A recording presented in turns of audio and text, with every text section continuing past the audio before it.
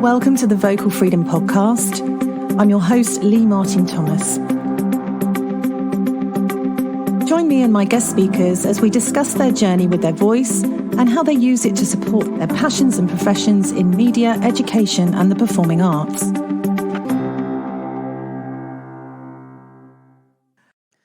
My guest this week is an inspiring lady who I have known my whole life, as she is one of my 26 cousins. Karen Parker is here to rock us with her wisdom and insight and tell us about her terrific job working to support families and help give them the tools they need to be better parents.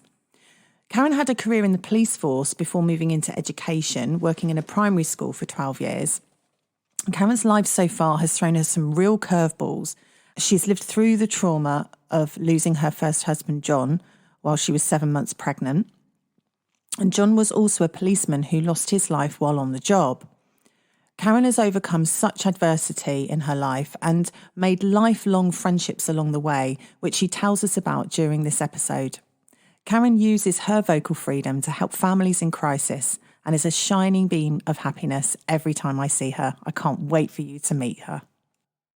Now, obviously, you know my podcast is called Vocal Freedom. I do. And the concept really is, because that's subjective, what vocal freedom means to you, isn't it? It's like, it can be, if I'm asking a singer, it's one thing, and if I'm asking a producer, it's another thing, whatever. But I'm asking you now, as Karen Parker, my amazing cousin from Bristol, who's had, a roller coaster adventure of a life, ups and downs, and you still amaze me. I think you're one of the most amazing people I've ever met that has come through so many. Sure. No, listen, I mean it. You've come through some big traumas and some big life-changing moments, and you smile every time I look at you. It's just like you're alive inside, and I love that. And my question to you, therefore, is: what does vocal freedom mean to you? Gosh, you just throw that at somebody. Yeah, I do. During a podcast, and. God, I always think when someone asks me a question, I will go with my first thought that comes into my head. Yeah. Okay. So my thing with working with children, that is what I try and give them, is vocal freedom. Because a lot of the children that I've been in contact with in schools and in my work, they're not listened to. And we should listen to children more because they've got a big, important voice. So, yeah, I would say giving people vocal free, it literally is the freedom to speak and not be ridiculed and not be downtrodden or not be misunderstood, So that would be what I would say. I think that's a fantastic answer. And you're so true. I mean, a lot of my inspiration for this, the whole premise of it as well, was I wanted to produce a podcast for my students that, on the whole, I do work with adults as well, but a lot of the younger ones I work with, I wanted them to learn from the older ones. You know what I mean? Like learn from the people that I get to speak to that have had the experience. So some of the professional people I work with have been on the podcast to sort of inform the ones coming up through the ranks. Oh, this is how I got into the business. This is what I did. This is my journey. And actually what I've learned along the way, because we're sort of nearly 40 episodes in now, is everybody's journey is completely unique. That there's never a straight line to success. You have to kind of go round the houses, and that's what life is like, and that's why it's so interesting, right? I mean, it would be boring. I agree. I would not want my life's journey to be on the M5 going up north and back down again. I want to go all around the country roads and in the villages and out and in and out and through floods and that sort of thing that happened to you through life. Isn't it? It's an adventure. So, that's it. I would say just, I'm glad I've had the chance to use my voice to try, and not always succeed, but try and be a positive person. Yeah.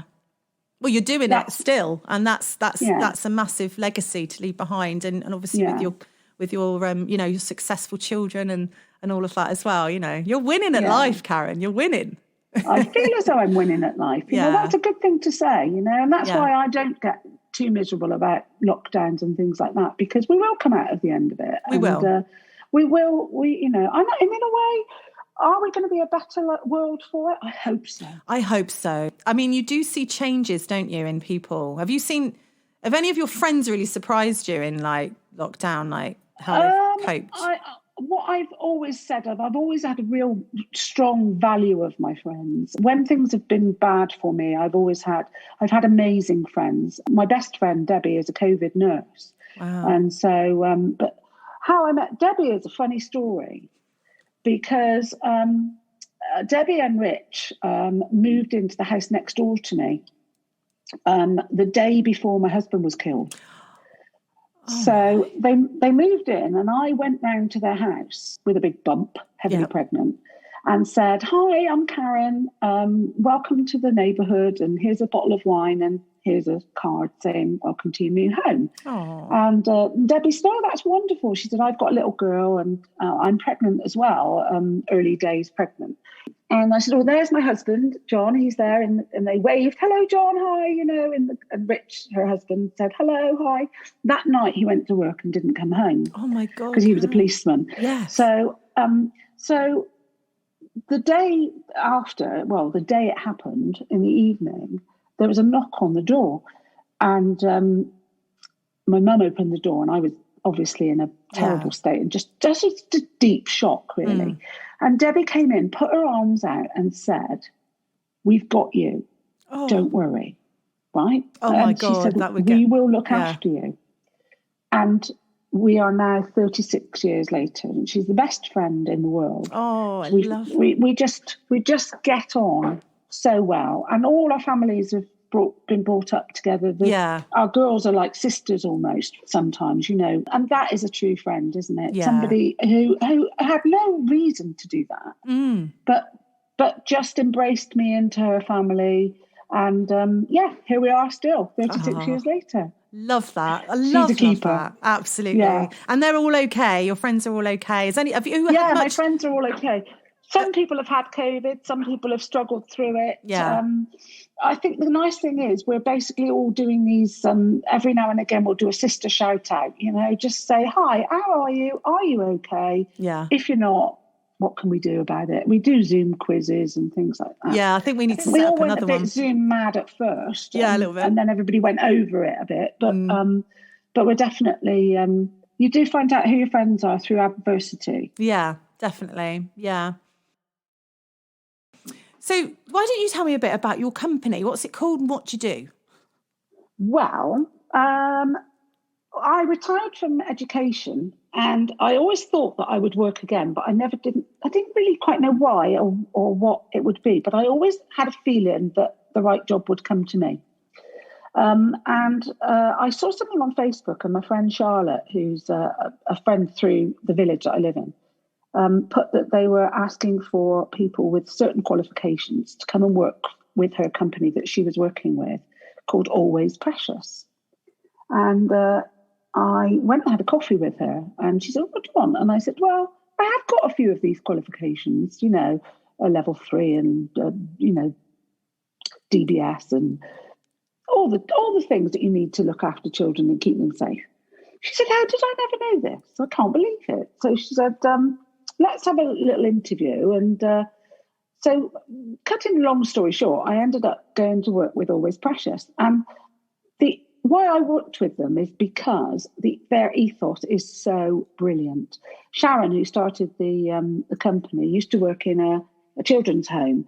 And a lot of the children were sort of 15, 16 and, had awful lives and been in and out of the care system. And they were destined to go in and out of care, leave care, and then probably go in and out of prison or, back into the social care teams with their own families and that. And she just thought, if only I could have got to these children when they were younger, what could we have done? What change could we have made to that path?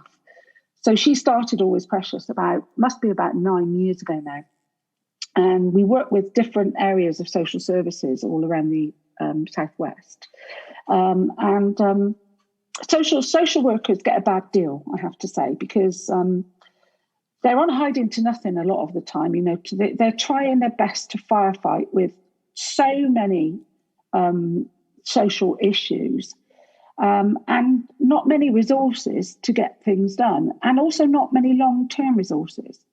So Sharon's idea was that we would be the stopgap in the middle, basically. So if a social services have a family that have children that are at risk of going into care, that they then put in people from my company, and there are other companies as well, and we work with the families in their homes. So we work with them day in, day out. It depends on how many hours they need that the social services give us on a budget. And they can be short-term work for someone maybe who's just had a baby and has got postnatal depression, or it can be long-term work for families that have got a lot of needs. And we basically try and keep the children from going into the care system in the first place. Yes. So it's a wonderful job. Yeah. And rewarding. Absolutely. And I absolutely love it. And Can't say enough about it. I know, and to me, I hear you talking about it. I'm like, this. It was really interesting when you said, I knew I wanted to do something else, but I didn't know what. And this sort of came to me, and I think, well, and it was meant to be, wasn't it? It was completely meant to be. Absolutely. So yeah, that's what the company is, and that's what we do, and we've got a great team of people that work very hard with some difficult circumstances a lot of the time. But we're very positive about the fact that the families know that we're on their side. We are doing our very best to try and help them, genuinely help them keep their kids.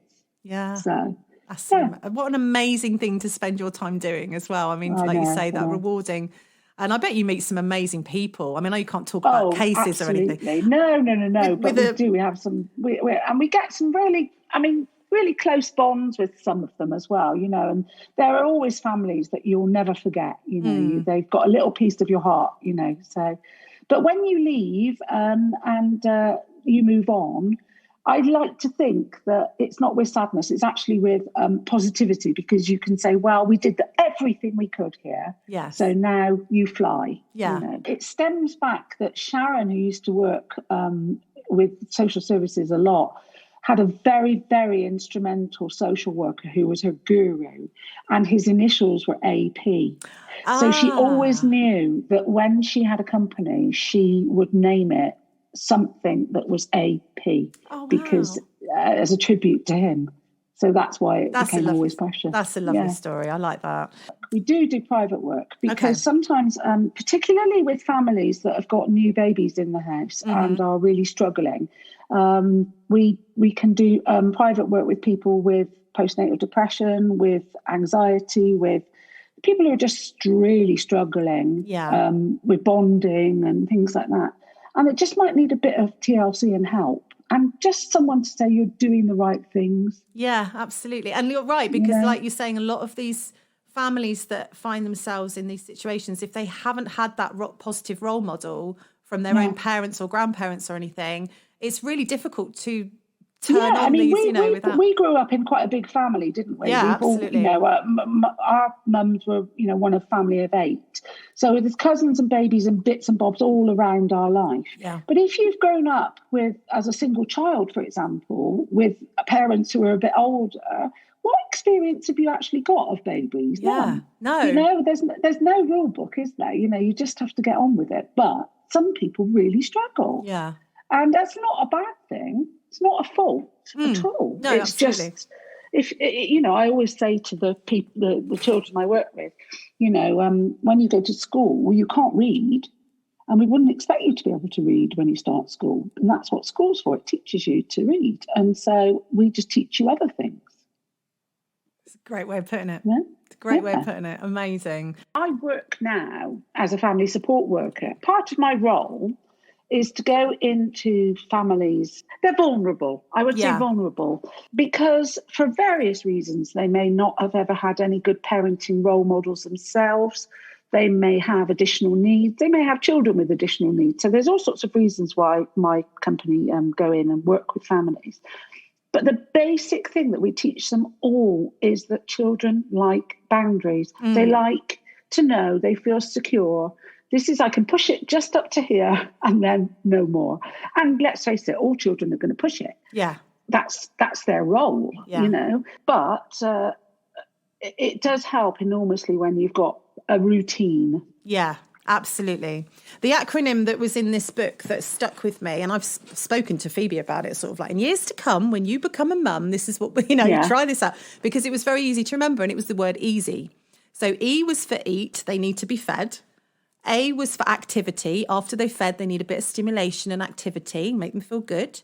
Then they need to sleep, and it gave you cues to look for when they're ready to sleep as well, so you didn't let them get overtired. And the Y was for you. So when they're sleeping, you do something for yourself, or you go get food, or you rest, whatever your body needs. And it was an easy thing to follow, and it worked. It worked. It was baby focused, but at the same time, you knew that your time was coming. So I never suffered with postnatal depression or any of those difficult times, because I loved being a new mum. I absolutely loved it. I loved my babies when they were, I love them now, but that nurturing and teaching them how to read and learn, I loved all that. And I bet you loved that when you were TA as well, weren't you? Because you were working with younger kids, weren't you? Yeah. I mean, I worked in a school for 12 years. I got I don't know, it's quite funny, really, because if you think about it, my situation with my oldest daughter. Oh, my goodness, yeah. Yeah. So I was widowed. My husband died in a car accident, and I was about 7 months pregnant with my first daughter. She's called Hannah, and she's 35 now. Wow. So my experience of having a newborn baby is a blur, because I was on my own. I think my mum came and stayed with me for 2 weeks. And I remember waving her off down the street, and she must have been terrified to leave me, because I was only about 21 myself, wow. Gosh, I didn't realise you were that young. Yeah. And she went off down the street, and she must have been breaking her heart, really, thinking, and I remember thinking, thank God she's gone. I can get on with my life now, And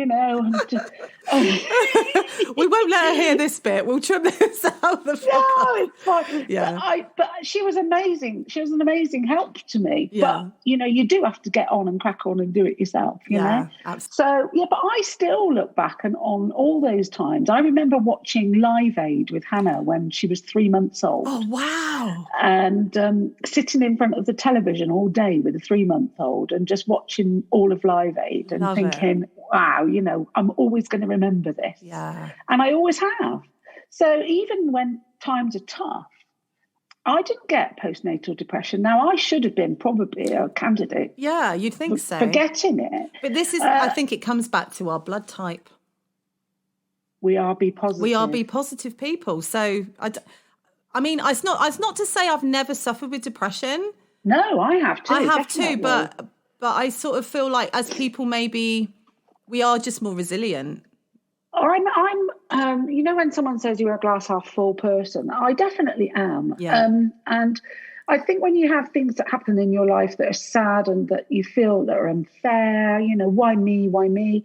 I always think, actually, why not me? Mm-hmm. Because some people are going through horrendous things, and other people, like someone said to me once, you're always sympathetic to other people's points of view and plights. And I said, yes, because I think if you imagine, for me, losing my husband, obviously, that is a terrible, terrible thing to happen to anyone. But to an old lady who's got a cat that she's had for 20 years and has been her only companion, her loss is the same, isn't it? It's different, but it's the same feeling of loss, so don't minimize other people. I always say, walk a mile in someone's shoes before you judge them. That's great advice. It really is. Yeah. And it's easy to say, but actually in my work, it's also, I make sure that I actually do practice what I preach, because some of the people that I work with, they've never been parented. Mm. They've grown up in a care system that shifts them from pillar to post, and then they have a baby because I can see why, because they want someone to love and someone to be there for them, and, all the things that you can understand why a person would have a baby in those situations. But then they find out that actually being a parent is really hard work. Yeah, absolutely. And they've had no moral compass or emotional compass or anything to learn how to navigate through that. So that's what my company does. Do. Yeah. That's fantastic. Yeah. It's like, in my mind, I'm like, you must just be like a really lovely auntie to all these people. Do you know what I mean? Yeah, Like, you know what? I always, a social worker said to me the other day, one of the families that I was working with, he said, "What do you think of Karen?" And she said, "She's a friend." And I thought, God, I thought that's going to be a problem because they don't like the feeling that you're friends with them. And she said, "But she's a professional." Oh, good. Yeah. So Professional friend. Like, well, a professional friend. Yeah. I could get a T-shirt with that on. That's actually quite good, isn't it? Professional friend. I quite like that. Yeah. You should. Yeah. Actually, you can imagine that on your front. I'm a professional friend. I think I might get it on my business badge. Yes. Karen Parker, professional friend. You know, so I guess, you bring your years of experience and, training. So I'd love to ask you a bit more about your career in the police, because obviously I knew that I'm thinking to myself, well, you grew up with your dad in the force, and I know from being, I know from when I was little, when he was on the telly, I was like, there's my Uncle Malcolm, like around the playground. So this was your real, your dad's on the telly and stuff. And I'm like, you went into the police as well. So was that a natural progression? Was he encouraging for you to go into it? I think my dad was my absolute rock. He was such an interesting man.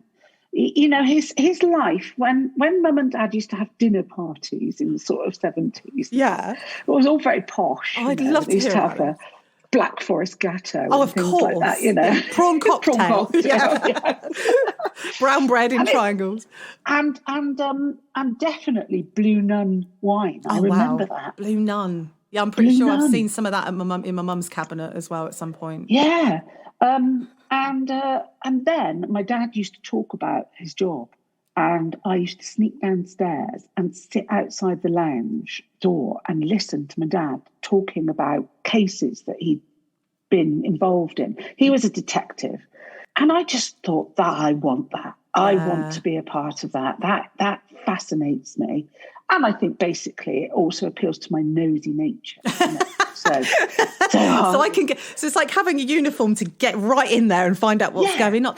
You're actually making it sound really appealing now. I'm like, that would appeal to my nature too. And I've always been a people person, so I've always wanted to be in a job that involved not doing the same thing day in, day out. Yes, and it was a perfect job for me. I absolutely loved it, and so, yes, I think it's inevitable. I remember being about 13 and then saying the careers advice evening, what do you want to do?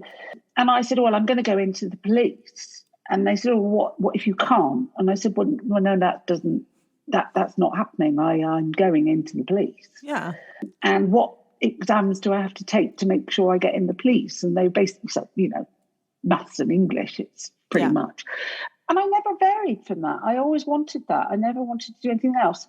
And then I left the police and I didn't want to. And that was a really tough time for me because I injured my back quite seriously in a fight with a person who was high on drugs. Oh, God. And I had to leave the police. And that was when I went into my most down depression time, because I just lost my dad the year before and he died of cancer at 59. And then the year after I left the police and I was pensioned out of the police, which I'd always anticipated staying in until I'd done 30 years. Yeah. And without my dad, I think that was the time when all the things that had happened to me in my past sort of came tumbling down. And I did have about a year where I was, really depressed. Yeah. But then I thought, what can I do and how can I change this? And I'd remarried, and then I got pregnant with Joe, my son, who's now 22.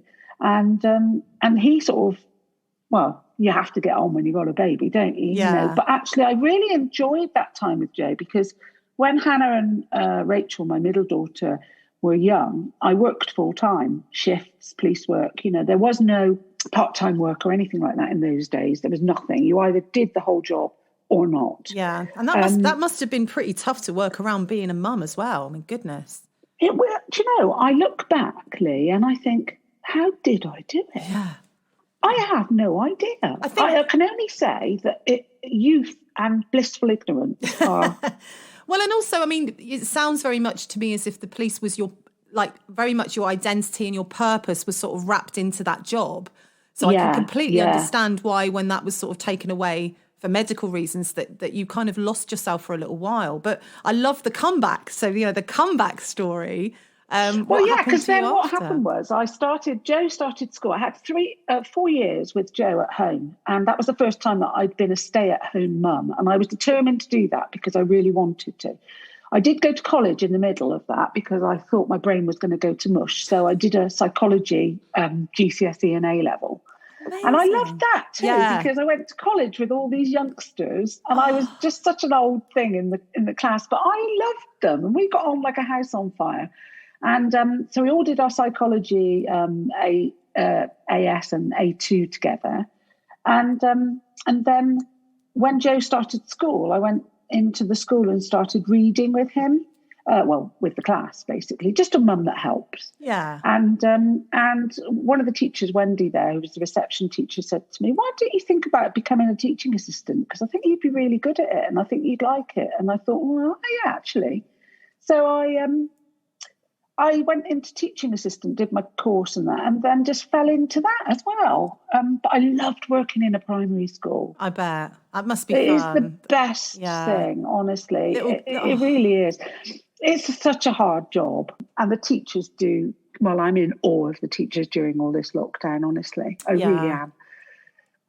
I mean, teaching is one of the toughest jobs at the best of times. And now I can't imagine how it must be.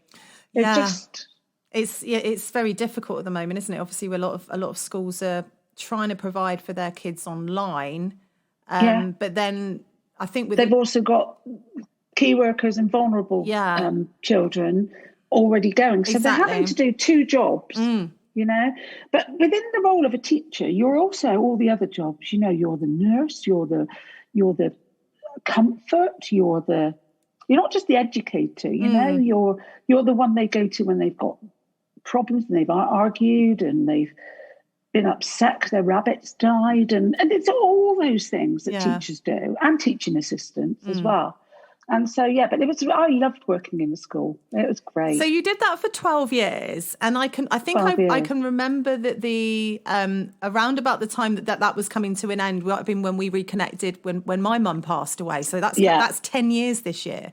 And and I remember then it was like, I'm retiring and I'm buggering off to Barbados. And I'm like, okay, so what happened and how did you get this affinity with Barbados? Barbados, by the way, is where Gethin and I had our honeymoon. This is a weird sort of connection, really. Yeah. But my first husband, John, that died, Hannah's dad, his brother was called Tony, and he emigrated and went to live in Australia. And so he lived on the other side of the world. He was initially married, but then he got divorced and he met another lady.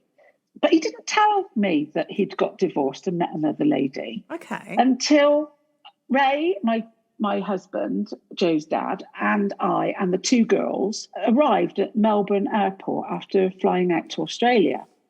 Oh my God. So you got there thinking that he's with such and such? With my children, thinking that we're going to stay with Leslie, his first wife. And we're in the car and I said, where's Leslie then? She's not come to and he said, there's something I need to tell you. I said, yes. And he said, I'm not with Leslie anymore.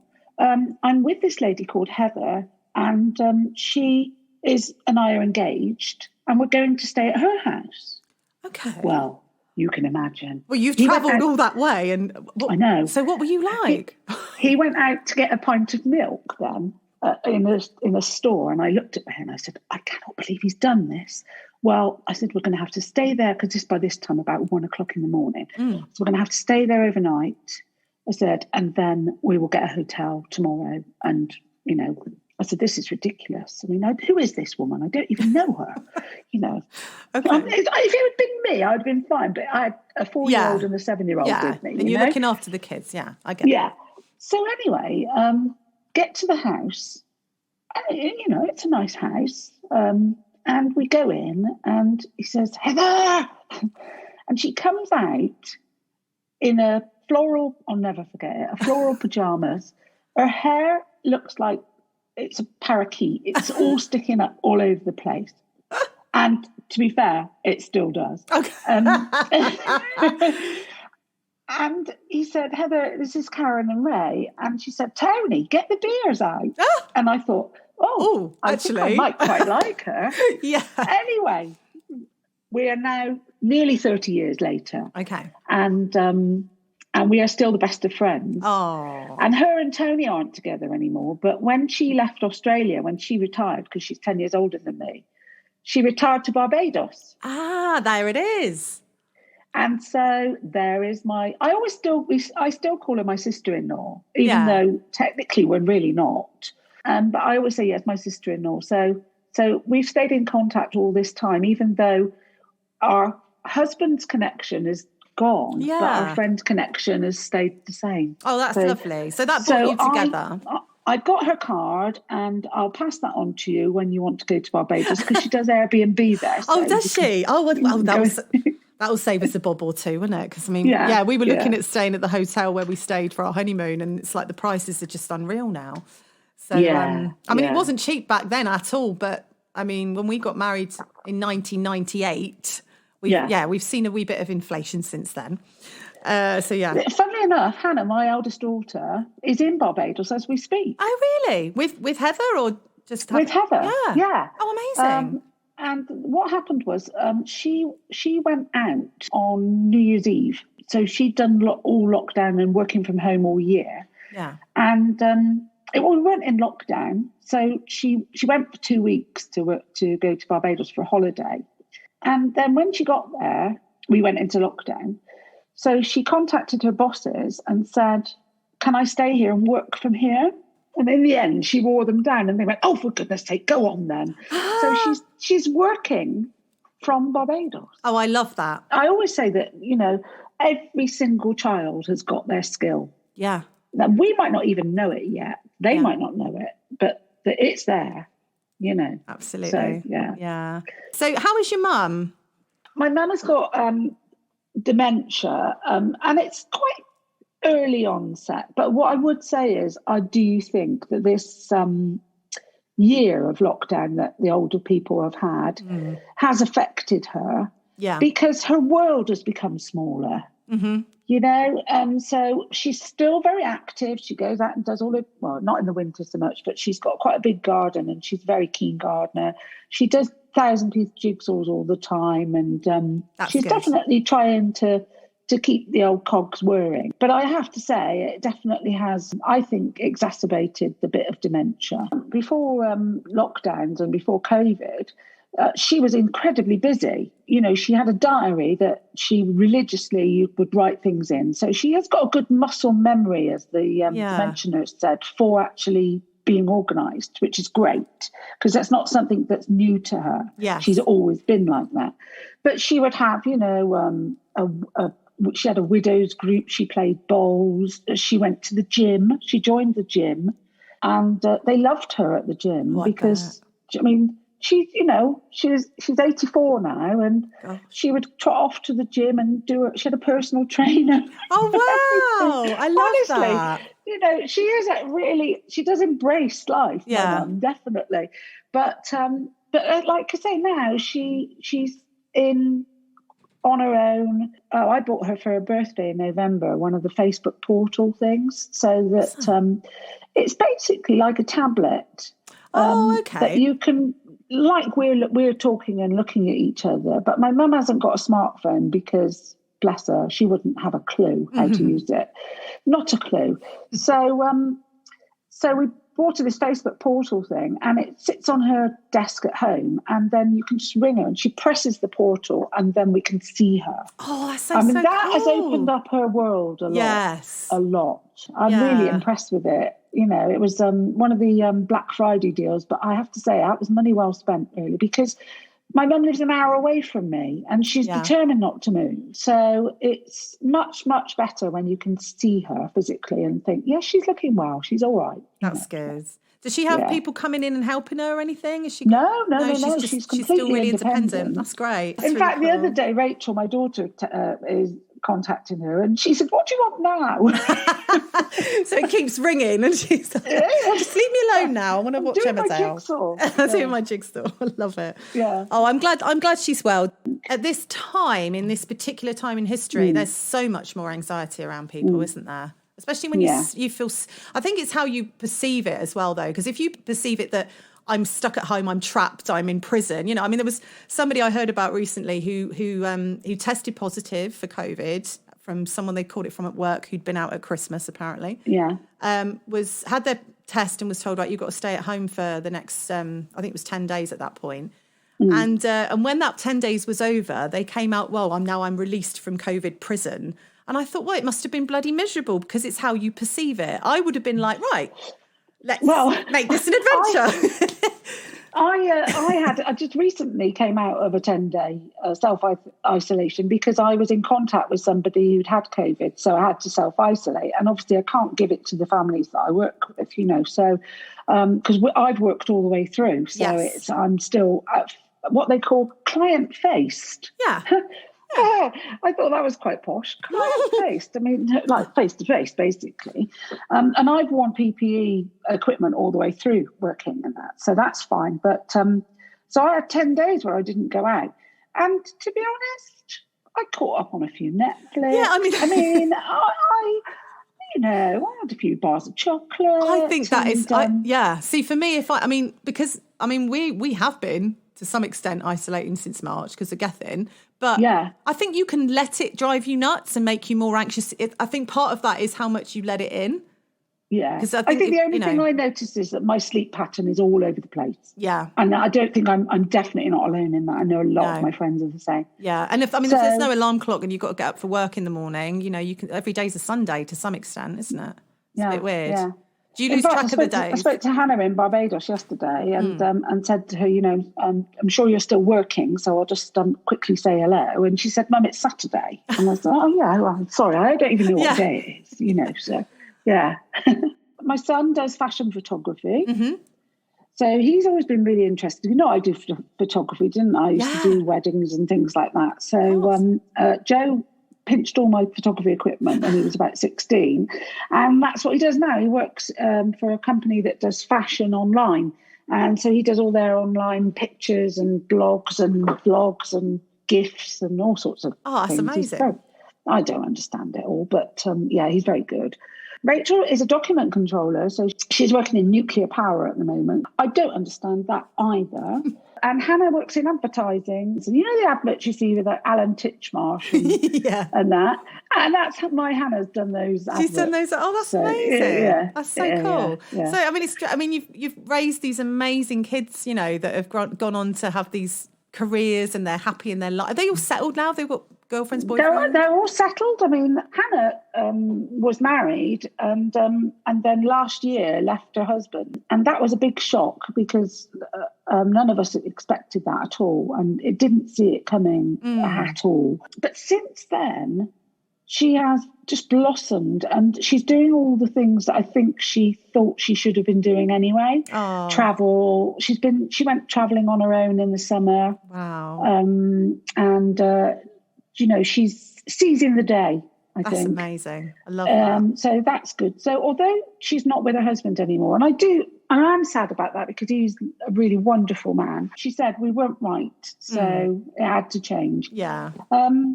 Rachel's been with her partner Dean for about 6 years now. He's lovely. And Joe and his girlfriend, although he's only 22, he's been with her for 4.5 years. So, oh, wow, yeah. So they're all good. Well, look at you and Gethin. Yeah, exactly. I mean, we How old were you? Okay, so I met Gethin on the 30th of May, 1992. So next year will be 30 years since we met. And I was still 16, but I was just going to be 17 in the June. Yeah. It was the end of May. And my parents had split up the year before. It'd been about a year since my dad had left. And Mum had basically, she couldn't pay the mortgage. So we were like, what are we going to do? And she was like, well, you know, maybe we could get a lodger. And that's what happened. And we got this phone call from this man from London called Gethin. And it was hilarious because when he rang, my mum answered, she put on her telephone voice, you know, like you do. Oh, hello. Yes, you're ringing about the room. You know, I mean, literally just put on the, exactly what my mum does. So it's a sister thing, obviously. Yeah, just put on her telephone voice. And I was in the room. I remember this. She was sat in her chair and I'm sat on the couch and she said, okay. So she took all this information and I'm in the background going, what's the name? Don't forget to get his name, because she hadn't taken anything down, Yeah. So she goes, oh, sorry, what's your name again? And he must have said Geff. But she thought that he said guess, as in guess, you see. So she went, well, I don't know, do I? Because she thought he was saying guess. And then he was like going, no. It's actually Gethin. And then he spelled it. He spelled it Gethin. That's how you spell Gethin. Yeah. She wrote down Gessin, right? Guessing. Right. So when he was coming the next day or a couple of days later, I think it was, to view the room with his mum, with Alma, and they'd driven all the way down from North London. All his stuff was in the back. So what he said, well, I'm coming down. I'm looking at 2 rooms, your one and another one in Salisbury. So is it all right if I bring all my stuff and we do pick your room, can I move in on Saturday? And she went, yeah, that's absolutely fine. Well, she was delighted just to get a phone call, So he came down with all his stuff and she said to me, right, he's coming a Saturday morning at 10. So I want you to get up out of bed early. Now, you bear in mind, I'm a teenager. I'm 16 and I normally sleep Saturday mornings. Yeah. So she goes, right, you've got to get up early enough that you've got to have a shower, do your hair nice, do your makeup. And I want you to open the door to him so that he sees you and you're all lovely. And then I want you to leave. Show him in, call me. And then when I'm dealing with him, you bugger off out the back door. I was like, well, so I'm like, okay. I just do as I'm told. Okay, fine. And she's totally pimping me out, Karen. She's like pimping me out. Let me just show you my 16-year-old daughter and then you might take the room. Literally, that's what happened. So we met on the doorstep. I go, oh, yes, you've come to see the room. Welcome in, welcoming in with his mummy. And then I left. And when I came back in the afternoon, he'd moved in. So, I sort of came back and he was sat in the front room. And I was like, oh, hello. And then we sort of started to get to know each other and stuff. So, yeah, we met. And my mum, lovely Auntie Edna there, at the end of June, so after he'd lived with us for about a month. Yeah. And she said, but because I'm not going to be here, I'm not needed here for a bit, I'm going to go stay with Auntie Lynn. And so she left me and Gethin on our own for 3 weeks with some cash in an envelope. That's for your shopping. And she buggered off to Auntie Lynn's up in Newcastle, or in South Shields, Newcastle. I remember. And they went off. She went off on the coach on the National Express, and I was left with this man in the house. and actually, what was funny looking back though is that there was a spark, but I didn't feel it at the beginning because I just didn't. I didn't fancy him, right? But we became brilliant friends. I mean, the best foundation, as far as I'm concerned, for any long-term relationship is that friendship bit at the beginning, because there was no being false with each other, or, like people go on a date and they make out that they've got this or they've done that, and it's all BS, isn't it? We didn't. Yeah. We never had any need to BS each other.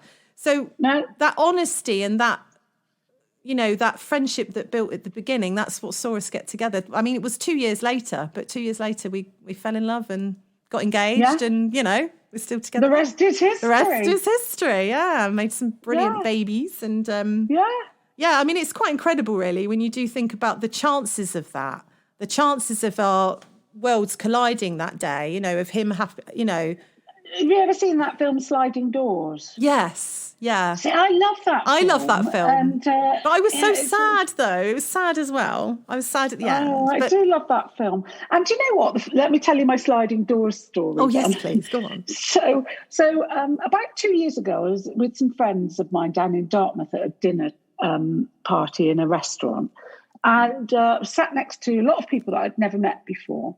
And I said something, and I said, oh, it's a bit of a sliding doors moment, you see. And the man that I was talking to, Paul, he said, oh, do you like that film? And I said, I really like that film. I said, it's brilliant. And he said, oh, my friend wrote it. I said, really? I said, really? That's amazing. And he said, yeah. He said, you might know him. His name is Peter Howarth. And I said, no, I don't. I don't know that name. And he said, did you ever watch Bread? Bread. I know who this is. He was Joey. Yeah. The laddie good-looking. He was the good-looking one, really, the older brother, wasn't he? Yeah, yeah. The older brother. With the poofy hair. The blonde, sort of, yeah. And he wrote it. Wow. So it's just weird that how you have a conversation with somebody you've never met before and you bring up a particular thing and then that builds a connection. Yes. It's weird, isn't it? I love those stories. It is weird. I love those stories. I have to tell you the funniest story as well. Come on then. I've got a friend who lives down in Devon, and in November he went to the memorial Remembrance Sunday sort of thing. Yeah. Yeah. So he was at the service. There was only about 10 people there because obviously it was socially distanced. And the new vicar was there. So after the end of the ceremony, the new vicar came up to him and they touched elbows, as you do in these days. Yeah. And the vicar said to him, "Hello." He said, "I'm Christian." And my friend said, "Oh, so am I." "No, I am called Christian." And my friend said, "Oh, I'm called Simon." Oh. Oh, so he thought he was like declaring his religion. I'm a Christian. Yeah. And he said, so am I. Oh, I love it. I love it. Oh, I love those stories. I love those stories as well. Oh my God, they're too funny, aren't they? I know that we've got a connection in that we both love Brandi Carlile, and we found this out sort of an accident at my mum's wake, wasn't it? I put a song on and you were like, "You know her as well." And we're like, "Yeah, we saw her in Cambridge years ago."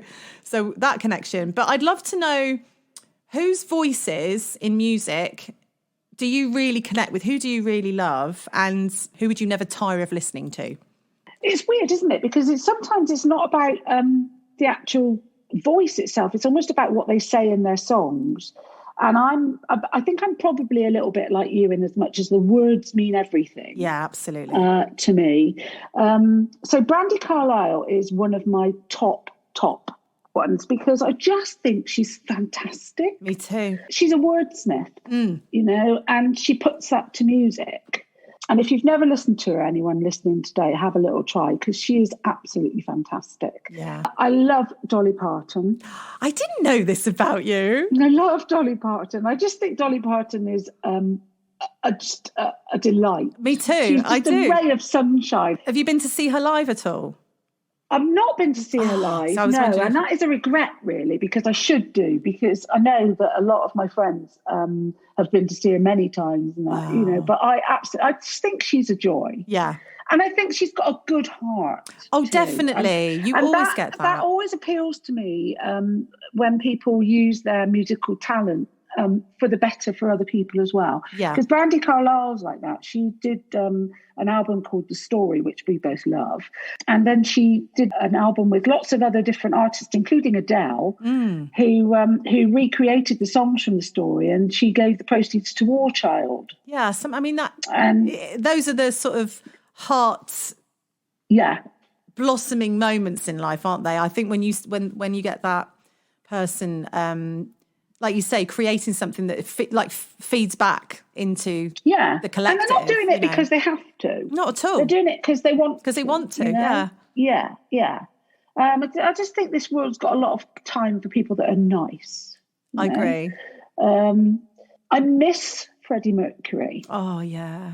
I know. I miss his voice. I miss him as a person. I'm sad to this day that he's gone. And I love every song that he was ever involved in. I always think, what a voice, what a talent. Yeah. So, and I weirdly as well, I miss Kirsty MacColl. But when I was little, and I remember seeing you at one family thing or something, I thought you looked a lot like Kirsty MacColl. Really? Yeah. I wish it sounded like you her. reminded me of her. That's so funny. Like in the years of like New England, when that was out, yes, I was little. Yeah, exactly. So I can imagine that you, So I don't think it was the gingery hair at the time. Obviously, mine's now natural blonde. But I do miss her, and I just think she was a talent that would have gone on to be more and more and more. Yeah, and it's such a tragic loss. Absolutely, I remember that. Yeah. Storytelling in music has always been what's pulled me in. So it's easy in theatre. I love sitting through a show, being taken on that journey. Looking in that world. I remember you saying, "I can't believe I'm so excited. We've got tickets to Hamilton." Oh, God, yeah. And I was, what on earth is she on about? I have no idea what that is. Never heard of it. they had it on Disney Channel, didn't they? Yeah. And I went up to, no, it wasn't this Christmas. No, it must have been lockdown. Must have been before Christmas because it was in the summer. Yeah. And I watched it. And at the start of it, I thought, not sure. I'm not sure. By the end of it, I was absolutely hooked. Yeah. The weird thing is, I'm a bit funny sometimes because when there's something that's everyone's reading. I remember when everyone was reading The Girl with the Dragon Tattoo trilogy. And I remember thinking, well, I'm not going to read it then because everybody's reading it. So I'll just be me and be awkward. And then when I did read it, I absolutely loved those books. I thought they were fantastic. The last lockdown, I walked 10,000 steps every day. That's amazing. Made myself do it. Right? Yeah.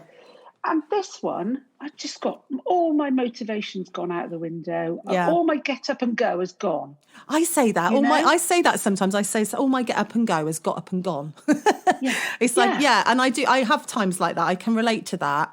For me, I think I can get it. And maybe you think about the conditions. You got back last time we were in lockdown. You'd been in Barbados. The weather was starting to get more spring-like, going into nicer weather. We're now in this lockdown when it's cold and wet. And you said you've got snow today. Yeah, it's snowing. I'm in Bristol and just between Bristol and Bath, and it's snowing, but it's not. Now, this is a question. What do you call it when the snow lays on the ground in Wiltshire? Oh, has the snow what? Settled. Oh, settled, right, okay. Because there's different ways all around the country for people to say what the snow does. Oh, now, okay. In the southwest, we all say it's pitched. Oh. Pitched. Yeah. And I thought everybody said that. So I said to my friend from Yorkshire, I said, oh, it's pitching. And he said, what are you talking about, woman? It's not, what's pitching? And I said, the snow, it's on the ground and it's staying there. And he said, that's sticking. Sticking? Sticking? That's ridiculous. It's not sticking. Oh, no. So we'd say settling where I grew up in Yorkshire. And then other people say laying and all different things. But apparently it is a purely West Country sort of Somerset-ish Anglo-Saxon saying for pitch. Wow. Yeah, I've never heard it before. Never heard that before. Isn't that funny? Yeah. I wonder, so what is pitching? But did you grow up with your mum saying that though? Is that like through the family? Because I'm thinking, I can't even remember. Yeah. I think you have to ask your mum that question. It's probably from school, Yeah, probably. I think that, you probably pick up a lot of your vocabulary from your school friends, don't you? Did you go to school in Bristol? I went to school all around Avon and Somerset area because my dad was a policeman. So every time he moved, we moved. Yeah. And we went all around sort of the Avon and Somerset area. So I was in schools approximately about every 2 years. Oh, wow. And then we'd get about 2 weeks notice and then we'd move again. Oh, my gosh. I can see that might be a part of what built your resilience, because that sounds as if actually as a teenager, that must have been quite heart-rending. Do you have to leave friends behind a lot and stuff? Or were you... all the time. And it's funny, actually, because I remember saying to my mum and dad when I was young, if I ever grow up and have children, I will never, ever make them move home. And I think it's because it is a wrench, and nowadays I don't think it would be quite as difficult to leave your friends and that, because you'd have FaceTime and you'd have, you'd stay in touch, social media. Yeah. But for children, I'm talking about in the sort of 70s, I just basically left and went. And that was it. Yeah. But like you say, I do think it builds resilience in you. I could walk into a room anywhere and I'll always be able to talk to somebody and always be able to find a connection with people. Yeah. So that does help, But funnily enough, when I did get married and settled down, I did buy a house and stayed in it until my oldest daughter was 30. I love what you do. I love you. I love you too. Thank you so much for your time today, cousin. It's been amazing to chat. Thank you, my love. All right, darling. All right, I'll speak to you soon. Have the best day. Bye. Bye-bye. Thank you for joining me on the Vocal Freedom Podcast. I hope you've enjoyed the episode and will move into your day with a bit more vocal freedom, feeling that you can express using your voice and let the world hear what you have to say. Visit colchestervoiceacademy.com/podcast. Sign up to be kept informed as new episodes are published and consider joining our online community. Membership to this will allow you to post questions to our guests, link you to show notes, social media links, and entitle you to exclusive offers from our guests. See you next time.